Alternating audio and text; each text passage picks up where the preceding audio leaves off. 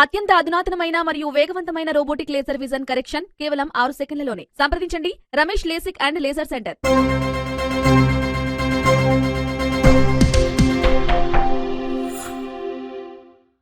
నమస్తే, welcome to Vihari round up.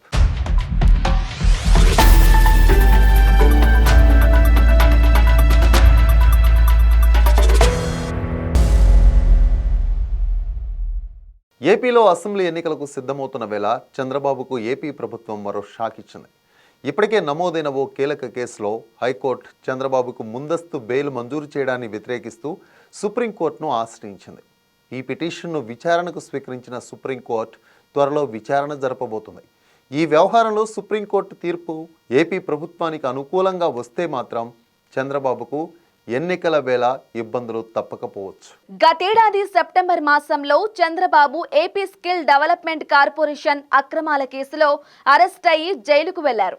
అనంతరం ఆయనపై Amaravati inner ring road alignment మార్పులో అక్రమాల కేసును సిఐడి నమోదు చేసింది.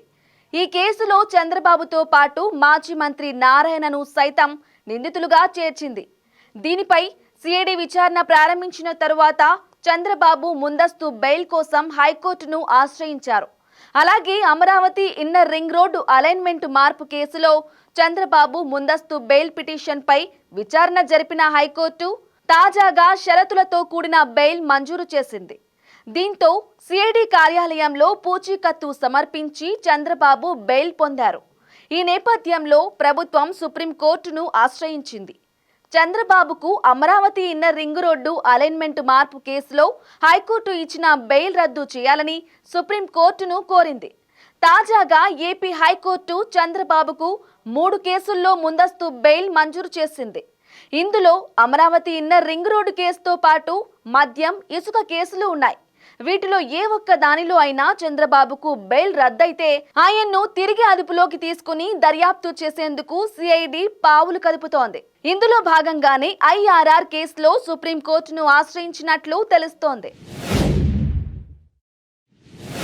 ఏపీలో పొలిటికల్ వార్ మొదలైంది. ప్రస్తుతం అన్ని పార్టీలలో మార్పులు చేర్పుల పర్వం కొనసాగుతోంది. ఇదే క్రమంలో అధికార వైసీపీకి వ్యతిరేకంగా టీడీపీ జనసేన పొత్తులో భాగంగా ఎన్నికలకు సిద్ధమవుతుంది. ప్రధానంగా వైసీపీ సిట్టింగులను మార్చడం వల్ల ఆశావహులు టీడీపీ జనసేన పార్టీలోకి చేరేందుకు మొగ్గు చూపుతున్నారు. వైసీపీతో విభేదించి పలువురు నాయకులు జనసేన పార్టీలో చేరేందుకు సుముఖంగా ఉన్నారు. చేరే వారిలో ప్రధానంగా మాజీ మంత్రి కొనతాల రామకృష్ణ ఇప్పుడు ముందు వరుసలో ఉన్నారు. ఇప్పటికే పవన్ ను కలిసిన ఆయన తన అనుచరులతో ఈ నెల 27న ఆ పార్టీలో చేరేందుకు రంగం సిద్ధం చేసుకుంటున్నారు. అలాగే జనసేన పార్టీలో చేరే నేతల్లో ప్రధానంగా వినిపిస్తున్న మరో పేరు కాపు నేత ముద్రగడ పద్మనాభం. ఉమ్మడి తూర్పు గోదావరి జిల్లాతో పాటు కాపు ప్రభావిత నియోజకవర్గాల్లో గట్టి ప్రభావం చూపే అవకాశం ఉన్న ముద్రగడను జనసేనలోకి తెచ్చేందుకు తీవ్ర ప్రయత్నాలు జరుగుతున్నాయి. ఇప్పటికే జనసేనలో చేరికపై ముద్రగడ పద్మనాభం, ఆయన కుమారుడు గిరిబాబు ఈ నెల 30న జనసేనలో చేరుతున్నట్లు సంకేతాలిచ్చారట. అలాగే YCP sitting MP Vallabhaneni Balashowry కూడా జనసేనలో చేరేందుకు సిద్ధమయ్యారు. మచిలీపట్నం ఎంపీ టికెట్ బాలశౌరికే అనే స్పష్టత రావడంతో ఫిబ్రవరి 2న పవన్ సమక్షంలో జనసేన పార్టీలో చేరేందుకు రెడీ అయ్యారు. ఈ ఏడాదిలో జరిగే లోక్సభ ఎన్నికల్లో బీజేపీని మట్టి కరిపించాలని బీజేపీ వ్యతిరేక పార్టీలన్నీ ఇండియా కూటమిగా ఏర్పడ్డాయి. అయితే ప్రస్తుతం ఉన్న సమీకరణాల ప్రకారం మే చివరి వారం నాటికి కేంద్రంలో కొత్త ప్రభుత్వం ఏర్పాటు కావడం ఖాయంగా కనిపిస్తోంది. ఈ లోక్సభ ఎన్నికలను ప్రతిష్టాత్మకంగా తీసుకుంటున్నాయి అన్ని పార్టీలు. హ్యాట్రిక్ సాధించే దిశగా భారతీయ జనతా పార్టీ సారథ్యంలో ఎన్డీఏ కూటమి కసరత్తులు చేస్తోంది. దీనికి అనుగుణంగా ప్రతి వ్యూహాలను రూపొందించుకుంటోన్నాయి. ఈ క్రమంలో ఇండియా కూటమికి బిగ్ షాక్ తగిలింది. ఇండియా కూటమిలో కీలకంగా వ్యవహరిస్తోన్న పశ్చిమ బెంగాల్ ముఖ్యమంత్రి, తృణమూల్ కాంగ్రెస్ అధినేత్రి మమతా బెనర్జీ సంచలన నిర్ణయం తీసుకున్నారు. రానున్న లోక్సభ ఎన్నికల్లో ఒంటరిగా పోటీ చేయనున్నట్లు ప్రకటించారు. ఇటీవల కాంగ్రెస్తో జరిగిన సీట్ల పంపకాల విషయంలో భిన్నాభిప్రాయాలు రావడంతో ఈ నిర్ణయం తీసుకున్నట్లు తెలిపారు.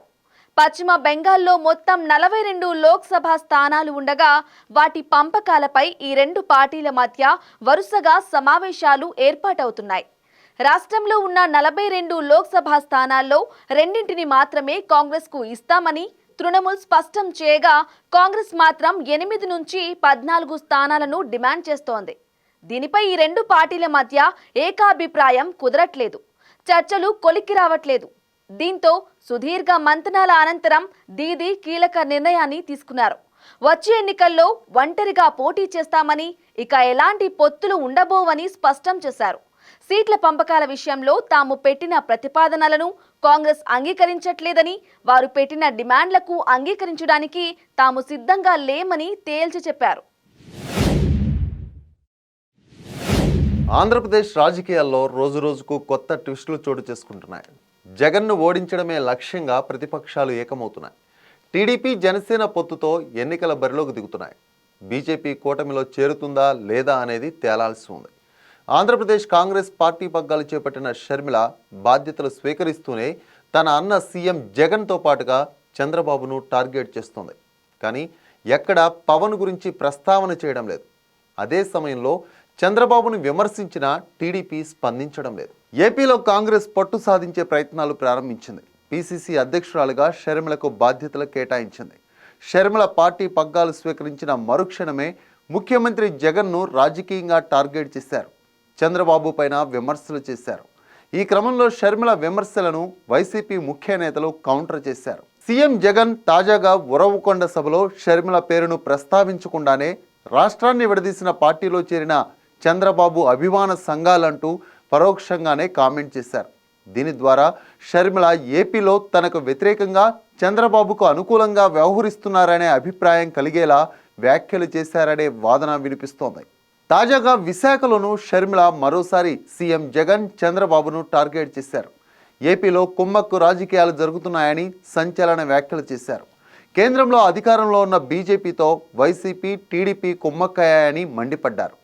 టీడీపీ అధినేత చంద్రబాబువి కనిపించే పొత్తులని, వైసీపీ అధినేత సీఎం జగన్వి కనిపించని పొత్తులని విరుచుకుపడ్డారు. బీజేపీతో వైసీపీ, టీడీపీ సంబంధాలు కొనసాగిస్తున్నాయని చెబుతున్న షర్మిల ఎక్కడా బీజేపీకి మిత్రపక్షంగా ఉన్న పవన్ కళ్యాణ్ పేరు ప్రస్తావించకపోవడం ఇప్పుడు ఆసక్తికరంగా కనిపిస్తోంది. పవన్ ఇటు చంద్రబాబుతో పొత్తు కొనసాగిస్తూనే అటు ఎన్డీఏలో భాగస్వామిగా ఉన్నారు. బీజేపీకి ప్రత్యక్ష మిత్రుడిగా ఉన్న పవన్ పైన షర్మిల ఎలాంటి విమర్శలు చేయలేదు. తమ పార్టీ అధినేత పైన ఎవరు విమర్శలు చేసినా టీడీపీ నేతలు వెంటనే స్పందిస్తారు. కానీ షర్మిల విమర్శలపైన మాత్రం ఇప్పటి వరకు టీడీపీ నుంచి సమాధానం లేదు. అదే సమయంలో అసలు పవన్ పైన షర్మిలే ఎలాంటి విమర్శలు చేయడం లేదు. గతంలో పవన్ సైతం ప్రత్యేక హోదా కోసం కీలక వ్యాఖ్యలు చేశారు. ఆ తర్వాత ప్రస్తావన చేయడం లేదు. ఇక ఇప్పుడు జగన్ లక్ష్యంగా సాగుతున్న ఎన్నికల రాజకీయంలో షర్మిల శైలిపైన విశ్లేషణలు మొదలయ్యాయి. ఇప్పటి వరకు షర్మిల విషయంలో ఆచితూచి స్పందించిన వైసీపీ ఇప్పుడు ఇతర పార్టీల తరహాలోనే కౌంటర్ అటాక్ ప్రారంభించింది. పవన్ను షర్మిల విమర్శించకపోవడం పైన చర్చ జరుగుతోంది. ఇది ఇవాల్టి విహారీ రౌండప్. మరో వీడియోలో మళ్ళీ కలుద్దాం.